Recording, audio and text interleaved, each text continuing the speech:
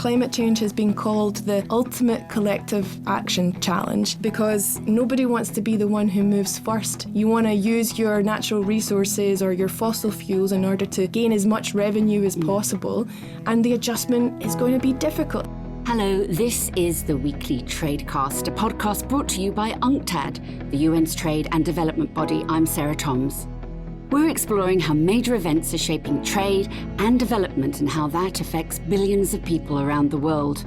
At the recent COP27 climate summit in Egypt, world leaders agreed to set up a loss and damage fund to support developing countries hit the worst by storms and drought as the planet heats up. But there was little progress on cutting emissions, and the big question was pushed down the road: who should pay to fix climate change? Well, money has long been a sticking point, along with making good on existing commitments. A decade ago, the world's advanced countries pledged to mobilize $100 billion every year by 2020 to help developing countries move to cleaner energy and protect themselves against climate change. So far, those promises have not been met. Only a tiny sliver of financing has gone towards efforts to adapt to climate change. To date, a large amount of the money has been offered as loans, which developing countries often struggle to repay. For many countries most at risk from climate change, getting locked into a spiral of debt is costing their economies and people dearly as they try to cope with environmental hazards not of their own making. Joining me now is Katie Gallogly-Swan from UNCTAD's Globalization, Development and Strategies Division. Katie specialises in gender and environmental issues and loves being outdoors on long hikes. Well, thanks for joining us, Katie. So let's start with climate. There are many questions, but obviously not much agreement about funding this fight against climate change. Now, from your perspective, who should pay, who should get the money, and how should it be spent? So you mentioned the $100 billion, which was pledged in 2009 in Copenhagen and has not yet been met. But from our analysis, pre-pandemic, we were saying at UNCTAD that the real number was closer to $2.5 trillion per year in additional financing for both climate and development goals.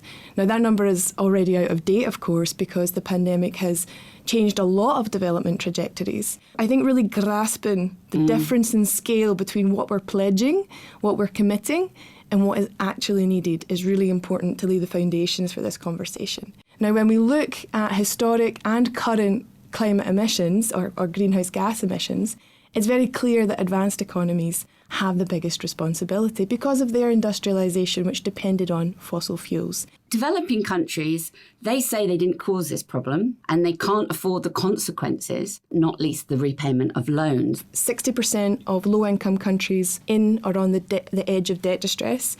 30% of emerging markets are in the same position.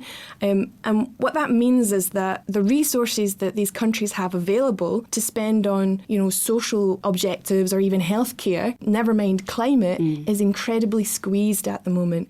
I think the second thing, and related to that debt challenge, is the exposure to financial volatility. We've seen that in 2022 with the effects of commodity speculation and, monetary tightening in advanced economies. The knock-on effect is on the economic prospects of developing countries being able to have any space at all to invest. And then the last thing I would mention as a major challenge is the expense in being able to access external financing.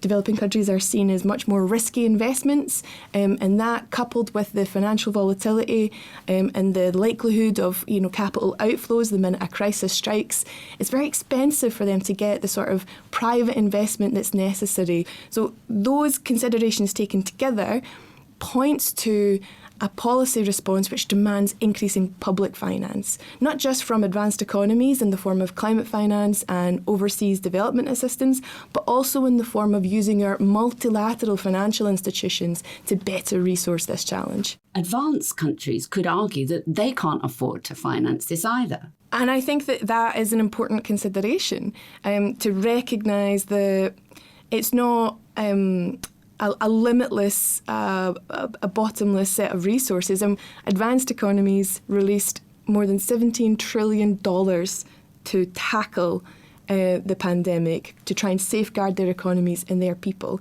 When the political will is there, the money can be moved. That's a big question, isn't it? How do we measure whether climate change financing is working and whether, you could say you're getting bang for your buck? It's still a debated space how to even measure CO2 emissions and greenhouse gas emissions. So I think it is a difficult question about how to measure the outcomes of financing.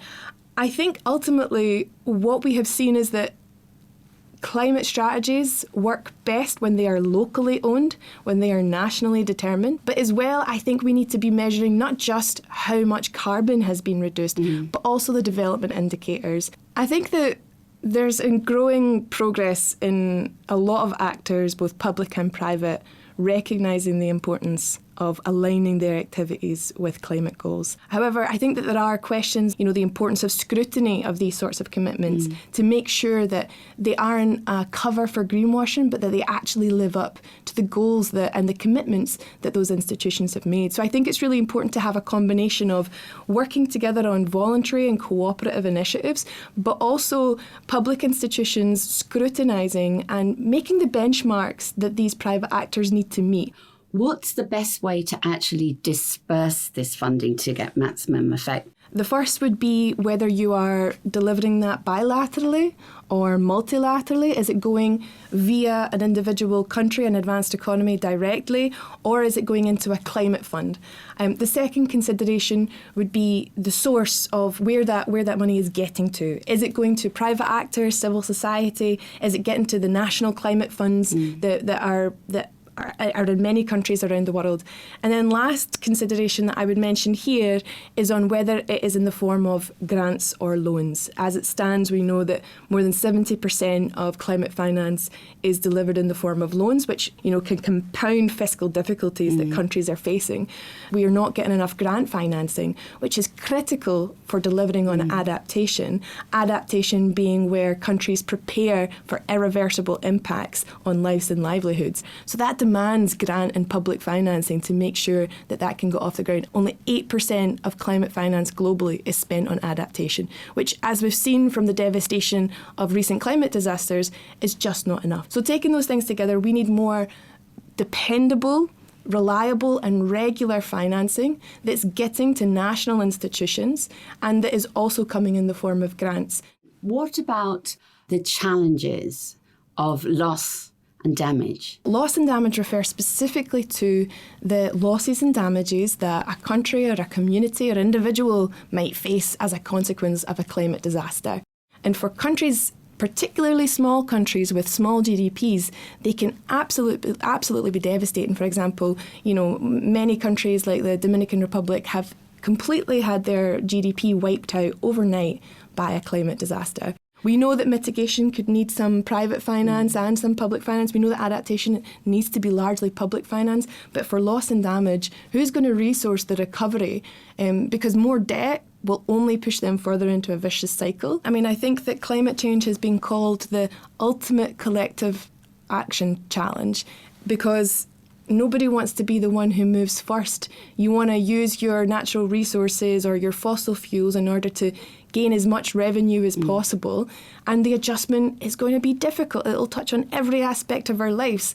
But ultimately, delaying that action is a suicide pact. It means we will only be delaying the even worse impacts down the line if countries can't be brave now and make that action.